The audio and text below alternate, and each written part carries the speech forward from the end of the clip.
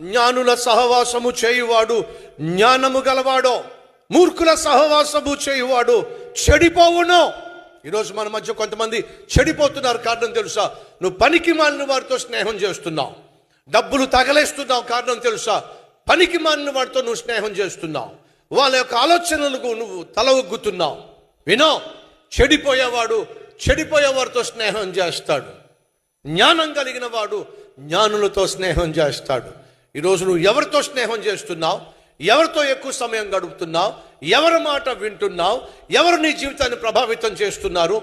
బంగారం లాంటి భవిష్యత్తు నువ్వు పొందుకోవాలి అని ఆశపడుతున్నట్లయితే వినో, జ్ఞానులతో సహవాసం చేయి.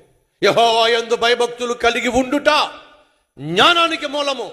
ఎవరు జ్ఞానం కలిగిన వారు? యెహోవా యందు భయభక్తులు కలిగిన వాడు అనగా చెడుతనమును విడిచిపెట్టిన వాడు జ్ఞానే.